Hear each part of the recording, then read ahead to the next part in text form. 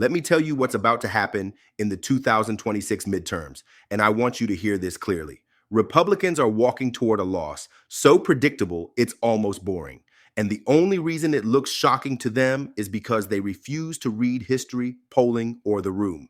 This starts with the most basic law of American politics, a law so reliable it might as well be physics. The party in the White House almost always gets punished in the midterms. Midterms are not about hope. They're not about inspiration. They're not about what you promised. They're about how people feel 2 years into living under you. And people don't feel good right now. This isn't opinion. This is pattern.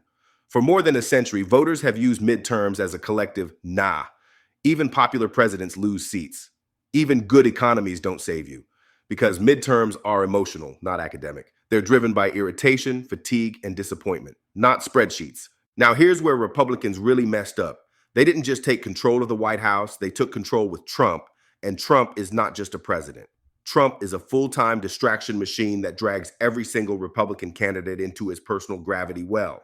There is no such thing as a local Republican race anymore.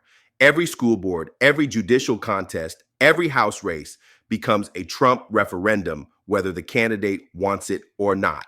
And Republicans keep pretending this is strength when it's actually down ballot poison. Look at the polling right now. And I mean right now, before campaigns even start.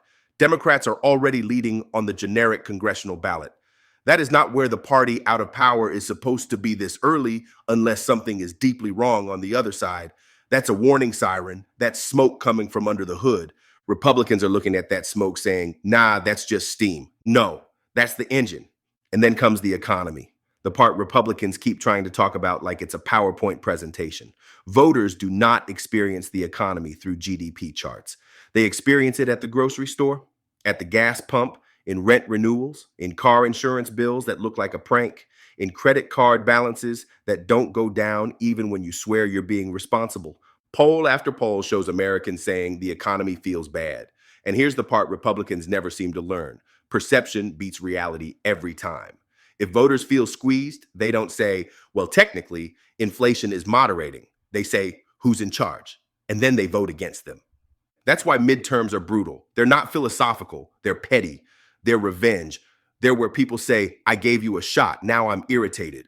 And the 2025 elections have already started telling this story for anyone paying attention.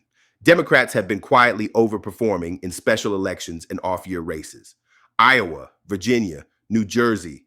These are not deep blue fantasy lands. These are bellwethers. These races tell you who's energized, who's angry, and who's showing up when nobody's forcing them to. Republicans love to say off-year elections don't matter. You know who always says that?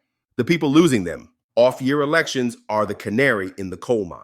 They reveal enthusiasm gaps. They show you which coalition is motivated enough to vote when it's inconvenient. And right now, that motivation edge is not breaking Republican. Now let's talk about Trump himself, because this is where the clowning really begins. Trump's approval is underwater, has been, still is. And Republicans keep acting shocked that tying their entire party to one deeply polarizing man creates resistance. Trump is not a policy platform. He's a mood, and moods burn out. Trump-centered politics require constant conflict. Someone always has to be the enemy. Someone always has to be lying. Someone always has to be corrupt. That kind of politics might energize a base, but it exhausts everyone else. And exhausted voters don't reward you. They punish you.